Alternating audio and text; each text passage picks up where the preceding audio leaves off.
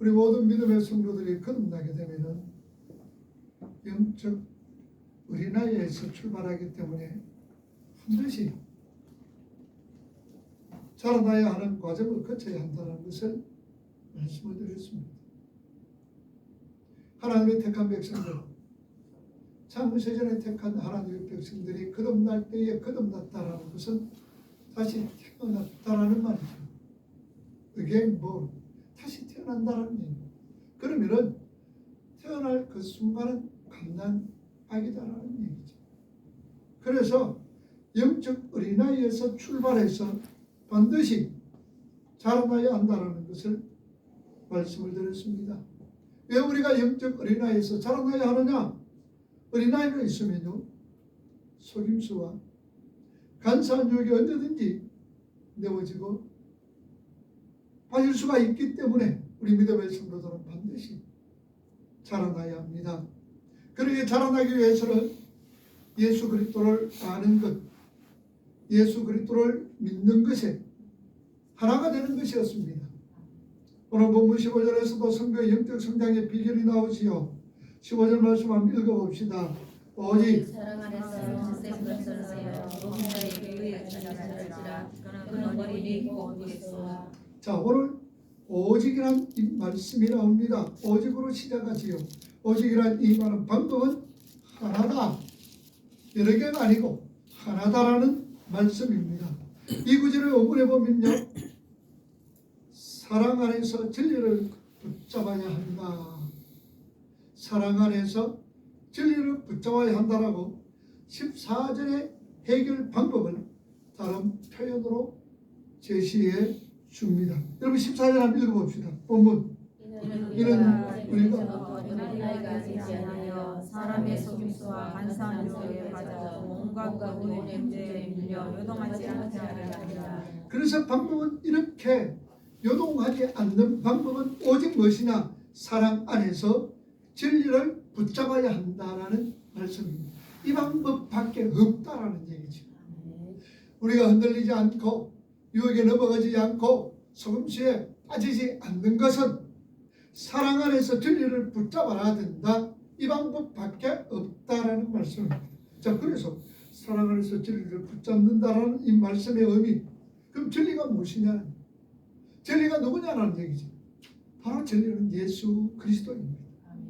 그러니 이 말씀은 너희가 모든 교훈의 풍조에 밀려 요동하지 않을 수 있는 영적 성인이 되기 위해서는, 장성한 분량의 사람이 되기 위해서는 오직 진리, 누구?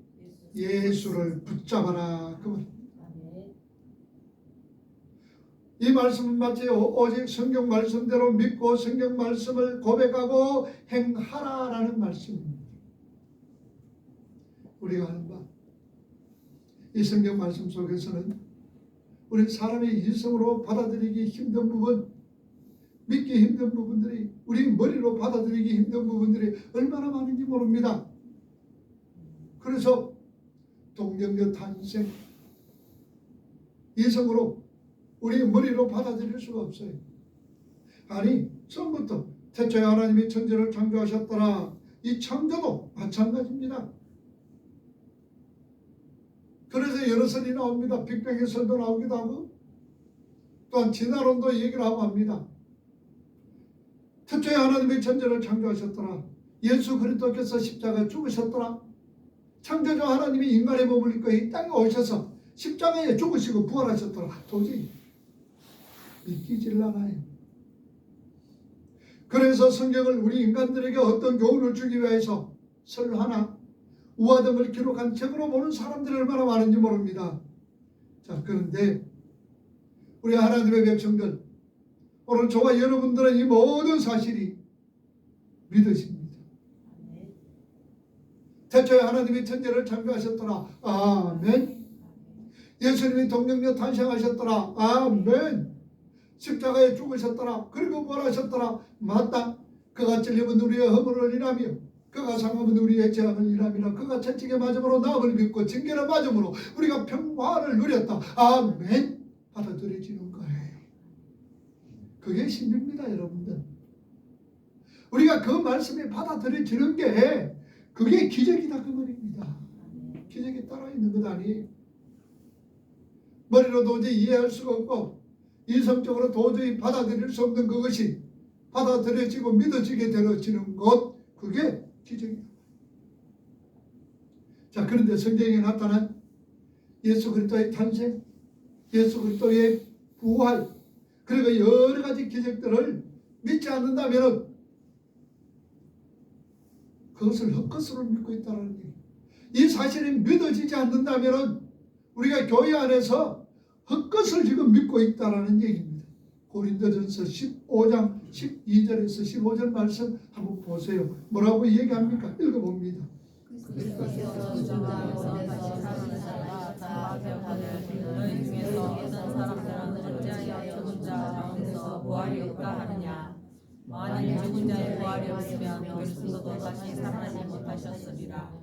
그리스도께서 만일 다시 살아나지 못하셨으면 우리가 전파하는 것도 헛것이요 또 너희 믿음도 헛것이며 또 우리가 하나님의 거짓 증인으로 발견되리니 우리가 하나님이 그리스도를 다시 살리셨다고 증언하였습니다. 만일 죽은 자가 다시 살아나는 일이 없으면 하나님이 그리스도를 다시 살리지 아니하셨으리라. 14절 한번 더 보세요. 14절 읽어. 그리스도께서 만일 다시 살아나지 못하셨으면 우리가 전파하는 것도 뭐요? 헛것이요 또 너희 믿음도 헛것이다라는 얘기예요. 예수 그리스도의 십자가의 죽음과 부활을 믿지 못하면은 모든 게 무엇이다? 헛것이다. 헛것입니다. 성경대로 믿지 않는다는 건 다 헛것입니다. 그래서 유다서는요, 그렇게 헛것, 엉터리 같은 교훈을 가르치는 자들을 가만히 들어온 자라고 표현을 합니다. 유다서 1장 3절과 4절 보세요. 사랑하는 자가 일반으로 반으로 원하여 내가 너희에게 편지하려는 간절하던 차에 성도에게 간만에 주신 믿음의 도를 위하여 힘써 싸우라는 편지로 너희를 원하여야 할 필요를 느꼈다. 이는 가만히 들어 있으리라. 그들은 옛적부터 이 판결을 받기로 미로 기록된 자니 경건하지 아니하여 우리 하나님의 은혜를 두려 방탕한 것으로 바꾸고 홀로 하나이신 곧 우리 주 예수 그리스도를 부인하는 자니라. 자, 이런 자들이 교회 안에 가만히 들어온 자들이 있다라는 얘기지요. 아울러 가르치면 무조건 옳다고 따라가서는 안 돼요. 가만히 들어온 자가 욕을 합니다. 가만히 들어온 자가 말씀을 할 때에 무조건 덮어놓고 따라가서는 안 된다라는 말씀입니다. 그런 사람은 얼마나 많아요.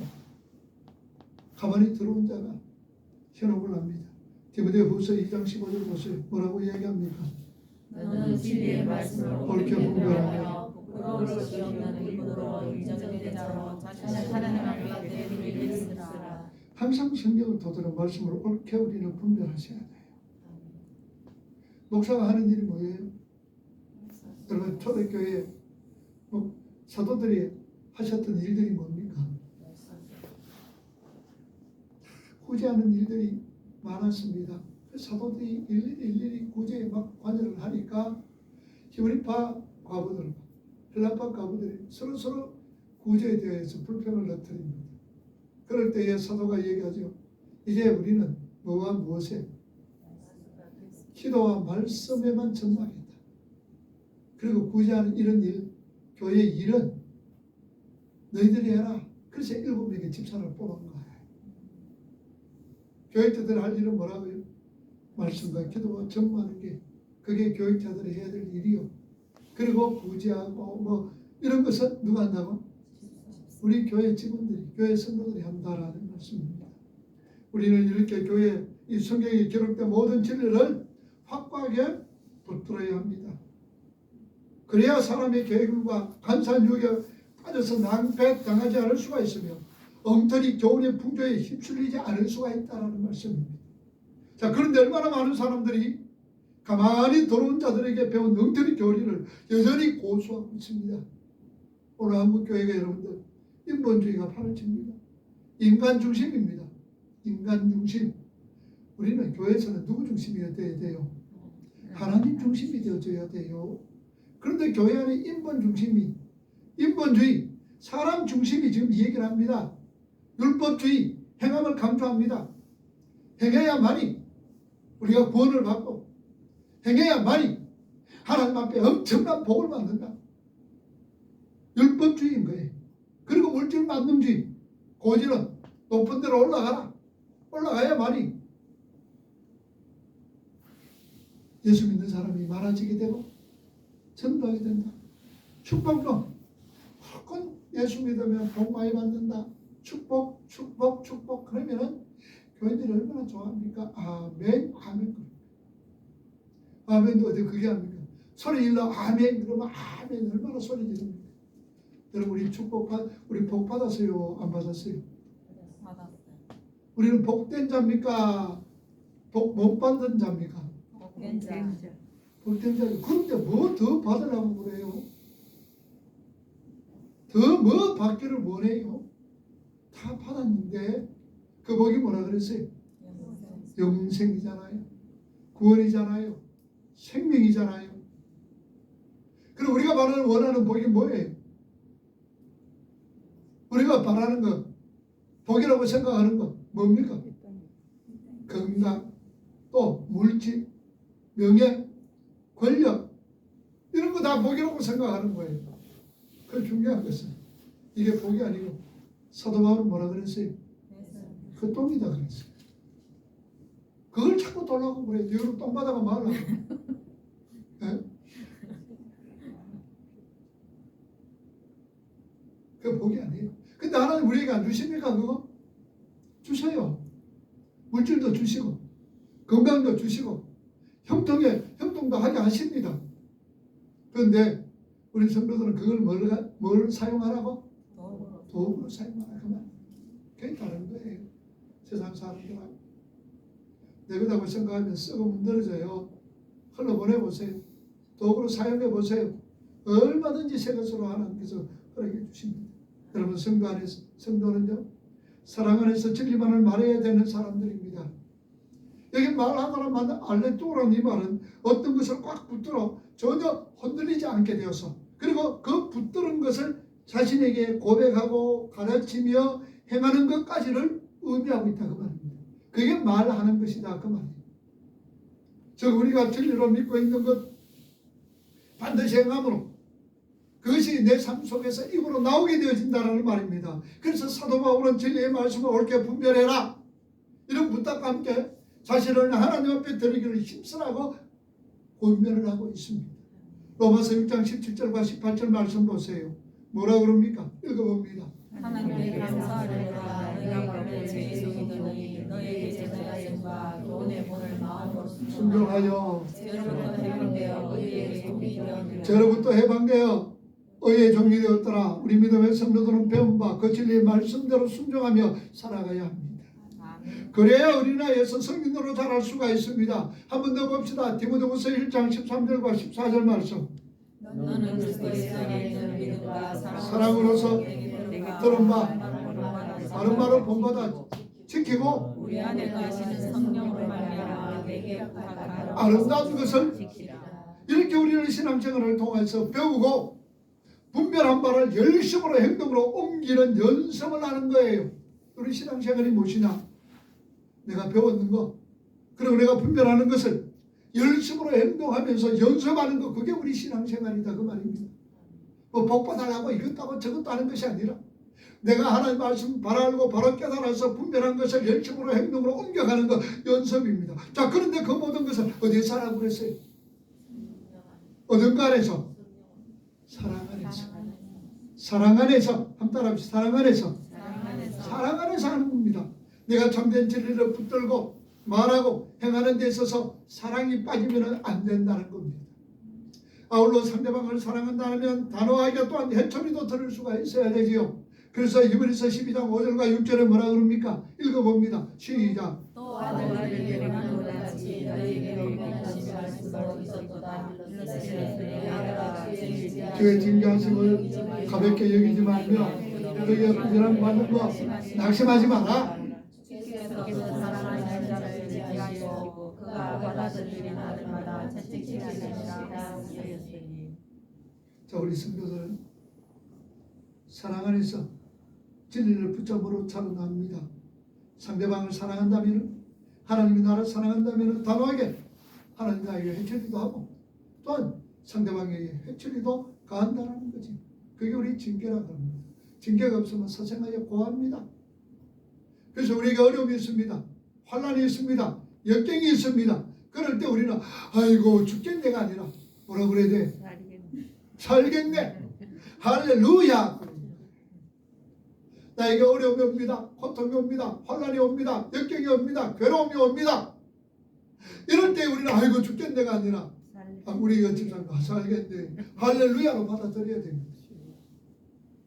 이게 우리 성도들과 믿지 않는 자들과 어린애들과 잠생한 불량의 사람들과 차이다라는 얘기입니다. 여러분 우리 곰곰이 한번 생각해 봅시다. 나에게 어려움이 왔어.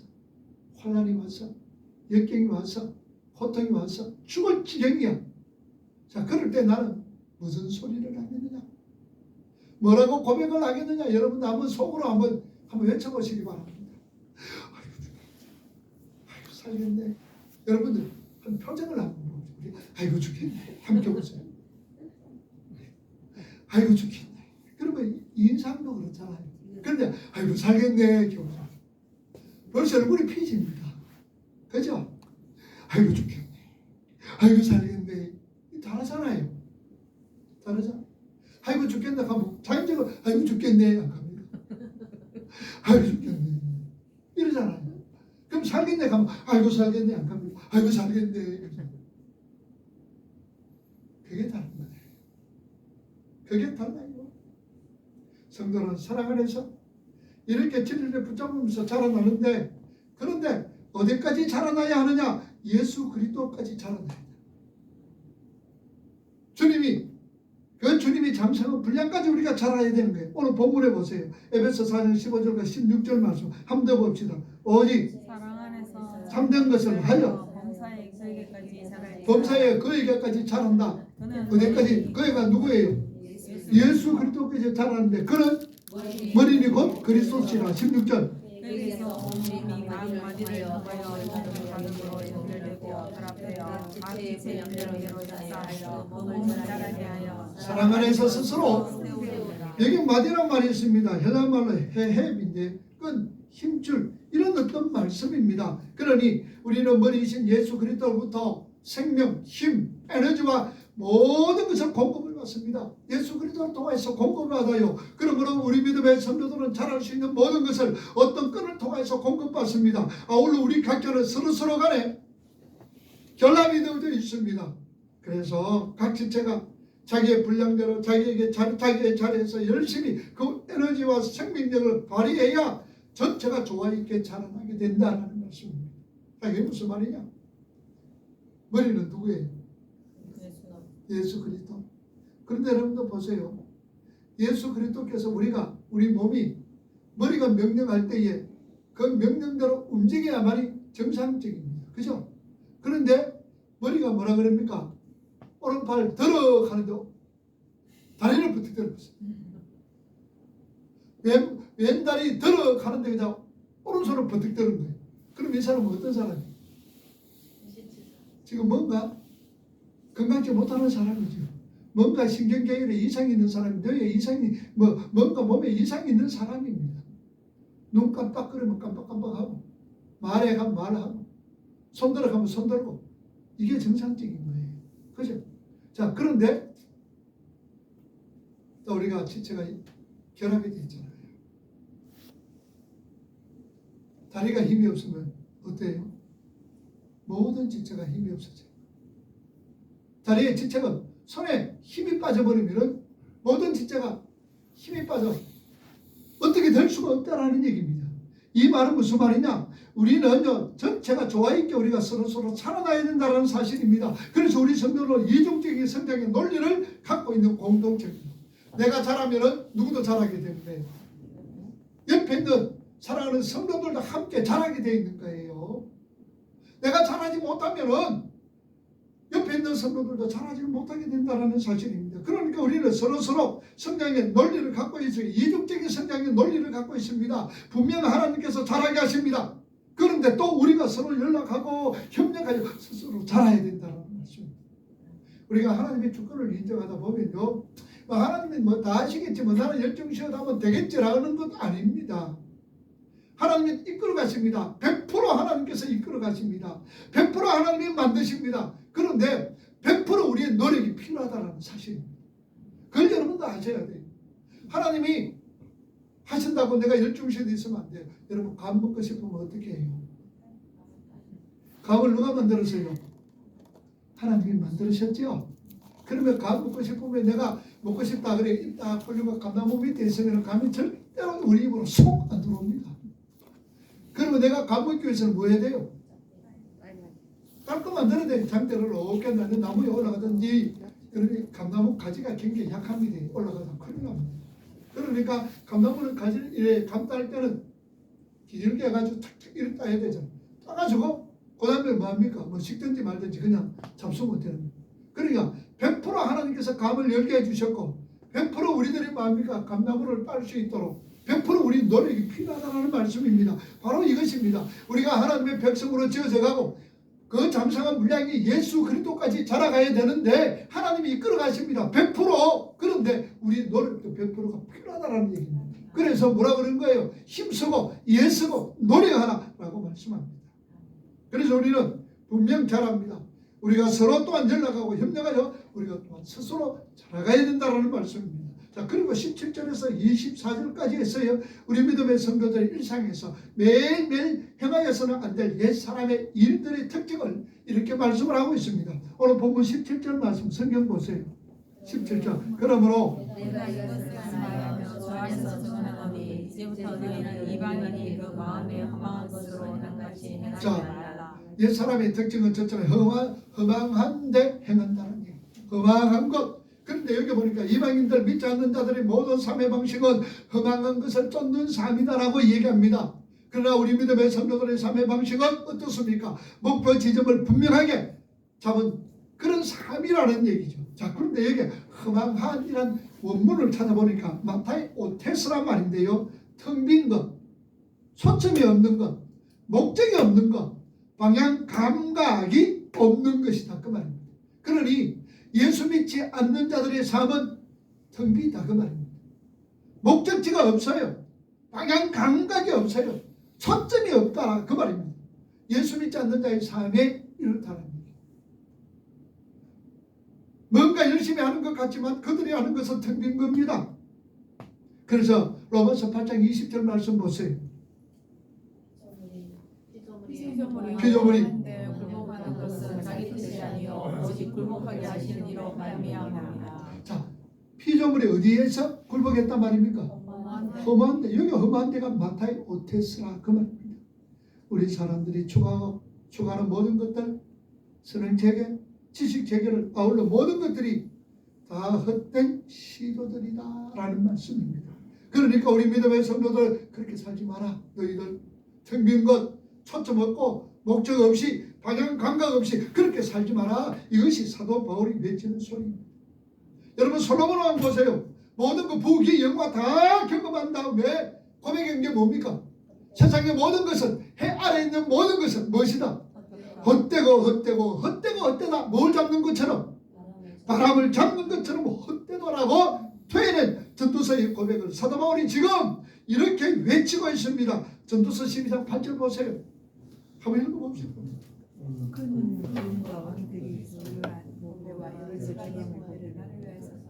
나를 삼고 또 노래하는 남녀들과 인생들이 기뻐하는 저족들은 많이 뒀는데 어떻다고요? 이 모든 게 무엇이다고요? 헛되다. 하나님 없는 삶, 예수 없는 삶, 이런 사람들의 모든 삶은 헛되다 그랬습니다. 제가 전도서를 또 설교를 할 때 뭐라 그랬습니까? 해 아래 있는 모든 것은 헛되다 그랬죠. 그러면은 우리가 헛되게 살지 않기 위해서는 어떻게 살아야 된다? 해 위의 삶을 살아야 된다라고 말씀했습니다. 그러면 해 위의 삶이 뭐라 그랬어요? 뭐 그거는 잊어버리죠. 해 위의 삶이 뭡니까? 해 위의 삶은 하나님을 인정하며 하나님 중심으로 살아가며 하나님 나라 소망 가운데 살아갈 때에 그게 해 위의 삶이요 결탄코 헛되지 않다라고 말씀을 드렸습니다. 그러니 우리 쉽게 생각하면은 우리가 이 세상 살면서 내 중심으로 살아가면 모든 게 헛된 거예요. 모든 게 헛돼요. 그러나 누구 중심으로? 하나님 중심으로 살아가면은 헛된 것이 아니다. 자, 그리고 둘째로 18절 보세요, 여러분. 옛 사람의 특징이 오늘 본문 18절 그들의 자, 총명이 뭐였더라? 어두워졌더라. 이 총명이 어두워졌다는 이 말 다른 말로 하면은 미련하다 그 말. 미련 곰탱이다 그 말이. 하나님을 알지 못하는 죄인들은 미련합니다. 로마서 1장 21절에서 23절 보세요. 세상의 사람들이 어떤 것인가? 이 얘기 읽어봅니다. 시작. 하나님을 영화롭게도 아니하며 감사하지도 아니하고 오히려 그 생각이 허망하여지며 미련한 마음이 스스로 지혜를 따라 되어 썩어지지 아니하는 하나님의 영광을 썩어질 사람과 새와 짐승과 뛰어다니는 동물 모양의 우상으로 바뀌었더라. 우리 사람들이요, 자기들이 똑똑하고 지혜롭다고 생각합니다. 우리 사람들 지혜롭고 참 똑똑하다고 생각해요. 자, 그렇게 똑똑하고 지혜로운 사람이 하는 행동 우리 한번 봅시다. 얼마나 기가 찬지. 그 행동이 어땠어요? 아주 똑똑한 사람들입니다. 지혜 있는 사람들입니다. 그런데 그 사람들 하는 행동이 뭡니까? 개업식을 했다. 자, 여러분들 개업식을 했어요. 개업식을 하면 뭐가 떠오릅니까? 그 돼지머리가 어떤 거지? 웃는 돼지머리. 자, 돼지머리가 떠오릅니다. 그리고 돼지머리 그거 뭐 꼽아놓은 거예요? 왜 돈 꼽아놔요? 그거 여러분 지혜롭게 하는 사람, 지혜로운 자가 하는 행동입니까? 어리석고 미련한 자들이 하는 행동입니까? 네? 우리 그런 짓 하고 있다 그 말입니다. 사람의 생명을 제물로 드립니다. 제가 어떠지 가니까 이웃인데 새 차를 샀다고 고사를 지낸다 그래요. 그래서 새 차 사니까 고사 지내요. 왜 고사 지냅니까? 사고 나지 말라고. 근데 그 차가 어떻게 됐을까요? 사고 났으면 내 이야기 안 하지 뭐. 고사 지내고 차 몰고 가다가 사고 났다 그 말이에요. 얼마나 어리석어요. 여러분들 보세요. 상점 장사하는 사람 그 상점 안에 뭐 걸어놓고 있어요? 북어. 잘하네. 말라도 북어 걸어놓고 있어요. 북어 걸어놓고 있어요. 집집마다 그다음에 집집마다 요새 뭐 저걸 대보름 되면 뭐 걸어놓고 있습니까? 복조리. 왜? 복들라고. 이게요. 이런 짓을 하는 사람들이 지혜롭다는 사람이고 똑똑한 사람들이 하는 행동이라 그러는 거예요. 얼마나 어리석습니까? 그런데 세상 사람들은 오히려 우리를 밀어내라고 손가락에 우리는 그런 짓 안 하잖아요. 돼지머리 갖다 놔놓고 손꼽아 놔놓고 거기 절하지 않고 북은 똥아리, 북은 대가리, 복 또 사람을 이렇게 드리는 이런 짓은 우리가 하지 않잖아요. 그런데 세상 사람들은 우리를 뭐라 그러니까 미련하다, 곰티다 그래요. 한번 보세요. 고린도전서 1장 18절과 21절. 자들에게는 미련한 것이요 구원을 받는 우리에게 하나님의 능력이라. 기록된 바 지혜 있는 자들의 지혜를 비하고 총명한 자들의 총명을 빼앗기라 하였으니 지혜 있는 자가 어디 있느냐 선비가 어디 있느냐 이 세대의 변론자가 어디 있느냐 하나님께서 이 세상의 지혜를 미련하게 하신 것이 아니냐. 하나님의 지혜에 있어서 이 세상이 자기 지혜로 하나님을 알지 못함으로 하나님께서 전도에 미련한 것으로 믿는 자들을 구원하시기를 기뻐했더라. 세상 사람들은 십자가의 도가 멸망하는 자들에게는 세상의 사람들에게는 뭐다? 미련하게 보인다. 그러나 구원을 얻는 우리에게는 하나님의 능력이라고 말씀합니다. 한번 보세요. 고린도전서 2장 8절에. 이 지혜는 이 시대의 성실자들이 하나님을 알지 못하여 자, 알았어요? 몰랐어요? 이 지혜는 몰랐어요. 몰랐나니 만일 알았다면 영광의 주를 십자가에 못 박지 아니하였으리라. 진짜 지혜는요. 세상 사람들이 하나도 알지 못했다고 말씀합니다. 그래서 예수를 죽였답니다. 왜냐하면 그들이 볼 때 예수의 삶은 미련하는 것이니까요. 그래서 그런데 성경은 그 예수와 예수의 삶을 따라 살아가는 자들을 뭐가 있다? 지혜 있다는 거예요. 예수의 십자가를 따라가고 예수의 삶을 따라가는 사람은 지혜 있다 그래요. 그런데 세상은 그 예수와 그의 삶을 따라 사는 사람, 십자가 도를 섬기고 져주고 순종하는 그 삶을 미련하다고 놀려댑니다. 그런데 사도 바울은 너는 그렇게 살지 마라. 십자가 지고 가야 돼. 네 중심 중심이 아니라 이웃 중심, 이웃을 사랑하면서 져주고 순종하는 삶을 살아야 돼. 이렇게 사도 바울은 외치고 있다고. 내 유익을 아니라 이웃의 유익을 위해서 살아라 그 말이야. 그게 십자가의 도의 삶이야. 네가 져주는 것이 십자가의 삶이야. 너희들 이렇게 살아야 돼. 사도 바울은 그렇게 말씀을 합니다. 자, 그리고 18절 말씀이에요. 뭐라 그럽니까? 18절 한번 읽어봅시다. 오늘 보면 총명이 얻어지고 그들 가운데 있는 무지함과 그들의 마음으로 굳어짐으로 말미암아 하나님의 생명에서 떠났더라. 마음이 굳어졌다라는 말씀입니다.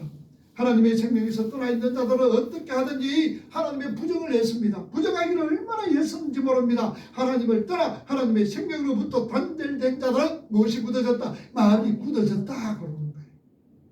하나님에 관한 것에서는 극도의 부정적인 반응을 보입니다. 세상 사람들은 그렇다 하더라도 우리 교회 안에서는 이런 굳어진 마음을 가진 사람 또한 많습니다. 교회 안에서도. 그래서 여러분들 마태복음 13장 3절에서 9절 말씀, 19절에서 23절 말씀에 보면은 나옵니다. 앞에 보시면 됩니다. 자, 밭이 있습니다. 주님이 마태복음 13장에 네 가지 밭을 이야기했어요. 첫째는 무슨 밭? 길가, 그 다음에 돌밭, 그 다음에 가시밭, 그 다음에 옥토밭. 길가밭, 돌밭, 가시밭, 옥토밭을 말합니다. 물론 이 비유에는 두 가지 의미가 내포되어 있습니다. 첫째로 비유에 내포되어 있는 것은 교회 안에도 얼마든지 열매 맺지 못하는 굳은 마음을 가진 사람들이 많이 있다는 사실입니다. 그러니 이런 사람은요, 하나님과 하나님 말씀을 들어가지는 않습니다. 아예 딱딱하게 굳어져 버리니까. 물론 비슷하게 흉내는 낼 수 있습니다. 그러나 결코 열매를 맺을 수가 없다는 얘기입니다. 오늘 교회 안에서도 마찬가지입니다. 이런 굳어진 마음들을 가지고 있는 사람들이 교회 안에 많이 있다는 사실입니다. 그러니 말씀이 선포를 해도 말씀이 받아들여지지를 않아요. 믿어지지를 않아요. 비슷하게 흉내는 낼 수가 있다는 얘기죠. 또 한 가지, 택한 우리 믿음의 백성들의 마음 밭이 너희들은 본래는 길가밭, 그리고 너희들은 돌밭, 그리고 너희들은 가시밭이야.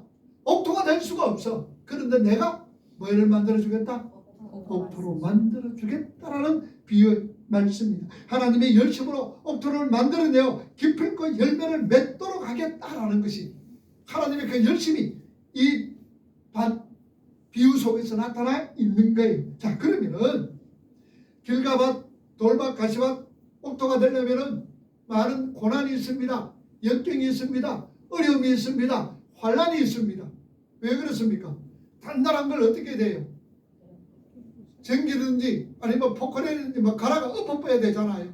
그럴 때는 얼마나 고통스러워요. 힘이 들어요. 괴로워요. 이런 어떤 길가, 돌밭, 그 다음에 가시밭이 옥토가 되기 위해서는 반드시 거기는 뭐가 따른다? 고난이 따르는 거예요. 고통이 따릅니다. 뭐 맺기 위해서? 열매 맺도록 하기 위해서. 자, 그러면 길가밭은 어떤 자냐? 길가밭은요, 흔히들 보면은 여러분들 뭐 장사를 한다든지 혹은 뭐 좀 알리기를 원하는 것도 뭐 어느 교회 갑니까? 큰 교회 가지. 큰 교회 갑니다. 왜 큰 교회 갑니까? 공부도 하고, 그죠? 자신들의 유익을 위해서. 우리 교회 같은 경우는 절대로 안 옵니다. 절대로 안 옵니다. 왜 안 옵니까? 네? 자기에게 유익이 안 오거든요. 여러분, 그게 길가밭의 종류입니다. 도움을 얻으려고 교회에 출입하는 사람. 그 다음에 돌밭은 어떻습니까? 한동안요, 신앙생활 잘하는 것 같아 보입니다. 근데 그 삶에 환란이나 역경이나 고난이나 핍박이 오면은 교회를 떠나는 사람. 내가 예수 믿어도 별 수 없네. 그리고 교회 떠나는 사람은 무슨 밭? 돌밭입니다. 돌밭. 여러분 한번 자기 자신을 점검해 보세요. 그 다음에 가시밭은 어떤 것이냐? 세상에 어떤 이익, 재물의 유혹이 오면은 얼마든지 교회 나오는 사람, 교회 뭐 저 교회 갔더니 뭐 헌금만 하네. 저 교회 갔더니 얼마나 막 이렇게 막 끌고 모으는지 모르겠어. 물론 여러분들 그래서는 안 되지만 어떤 재물의 유혹이 오면은 언제든지 교회 안 나올 사람, 이런 사람은 가시밭이다 그 말입니다. 그럼 여러분들, 나는 어떤 밭이에요? 길가밭이에요? 길가밭은 없는 것 같다. 내가 뭐 해서 뭐 우리 교회에 뭐 유익을 얻기 위해서 그런 건 아닌 것 같고, 그 다음에는 뭡니까? 돌봐. 한동안 신앙생활 잘하는 것 같았는데 삶의 어려움과 환난과 역경과 고난이 오면은 교회를 떠나는 사람, 이런 사람 좀 있는 것 같아. 근데 우리 교회는 없기를 주님의 이름으로 축복합니다. 길 가봐. 가시밭. 이것이 아니라 뭐가 돼야 되는 거? 옥토가 돼야 되죠. 옥토. 그러면은 이 굳어진 마음이 부드러워지는 옥토가 되어져야 되죠. 그러면 어떻게 하면 옥토가 되어지느냐? 그것도 성경이 다 있어요. 그것도 어디에? 구약 성경 찾아봅시다. 에스겔 36장 25절에서 27절 나와 있습니다. 읽어봅니다. 시작. 맑은 물을 너희에게 뿌려서 너희를 정결하게 하되 곧 너희 모든 더러운 것에서와 모든 우상숭배에서 너희를 정결하게 할 것이며 또 새 영을 너희 속에 두고 새 마음을 너희에게 주되 너희 육신에서 굳은 마음을 제거하고 부드러운 마음을 주시며 또 새 영을 너희 속에 두어 너희로 내 윤례를 행하게 하리니 너희가 내 규례를 지켜 행할지라. 자, 여러분 보세요. 하나님께서요 굳은 마음을 제하고 부드러운 마음을 바꿔주시겠다 그렇게 말합니다. 우리의 마음을 조금 고친다고 부드러운 마음, 정결한 마음이 될 수가 없습니다. 쉽게 말하면 이 굳은 마음을 누구가 하나님께서 재창조해 주시겠다 그 말입니다. 새롭게 만들겠다라는 말씀이에요. 누가 하신다고? 하나님이 하시는 거예요. 우리는 뭡니까? 밭이지요. 밭. 이 밭을 갈아엎는 것은 누가 합니까?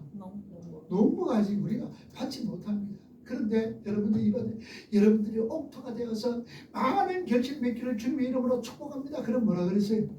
아멘.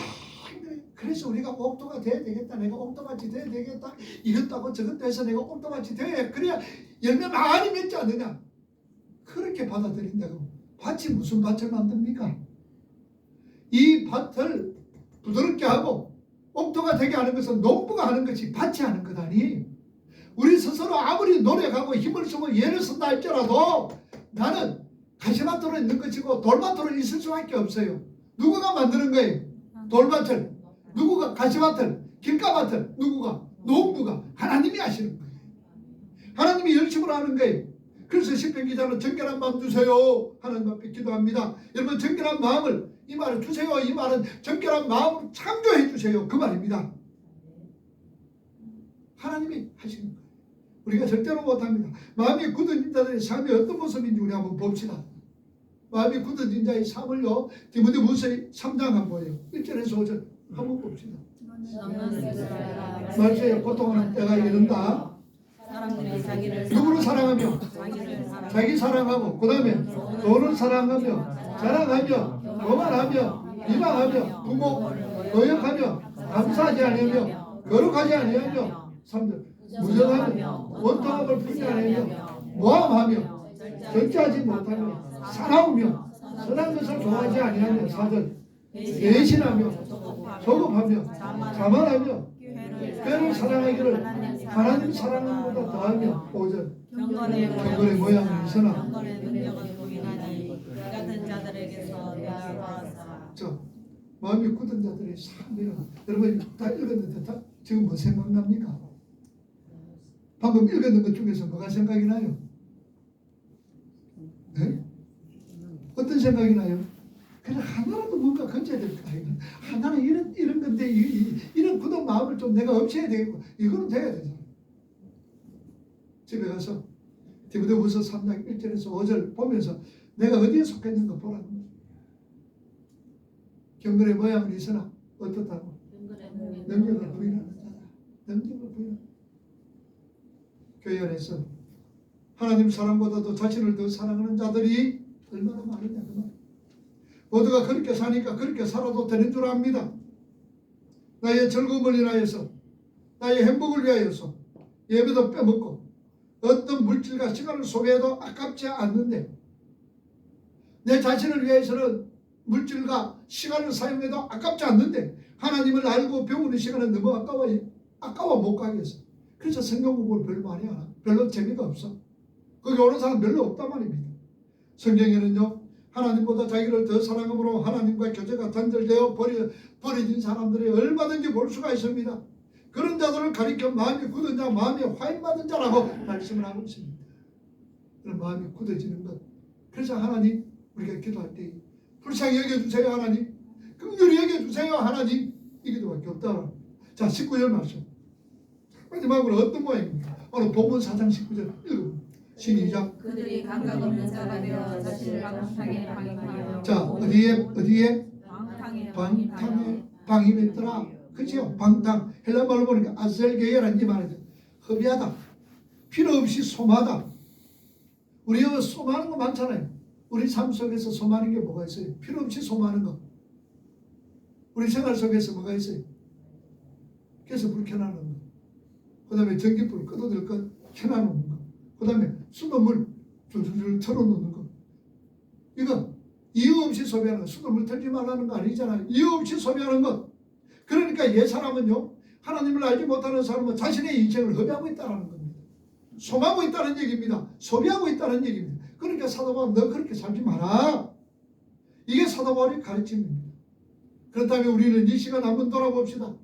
지금 우리 자신들은 시간과 물질, 우리 재능, 하나님께서 우리에게 주신 모든 것, 내가 어떻게 사용하고 있는가, 정말로 의미 있게 사용하고 있는지 우리 한번 돌아보자 그 말입니다. 하나님이 나에게 주신 것, 여러분들 시간, 재능, 건강, 또 물질, 이 모든 것 우리가 어떻게 사용하고 있느냐 그 말. 나를 위해서 사용하느냐, 아니면은 내가 하나님의 백성으로 지어져 가는데 사용하고, 또한 내가 하나님 나라 확장하는데 이 모든 것이 사용되어지느냐 한번 살펴보라 그 말입니다. 아무쪼록 오늘 저와 여러분들은, 우리 교회는 소비하지 말고 허비하지 말고 내가 자신이 하나님의 백성으로 지어져가는, 순종하는 자로서, 사랑하는 자로서 지어져가는데 여러분들 투자할 수 있기를 바랍니다. 뿐만 아니라 하나님 나라 확장을 위해서 오늘 우리 자신들이 귀하게 쓰임받을 수 있는 오늘 저와 여러분, 우리 교회가 되기를 주님의 이름으로 축복을 합니다. 기도하겠습니다.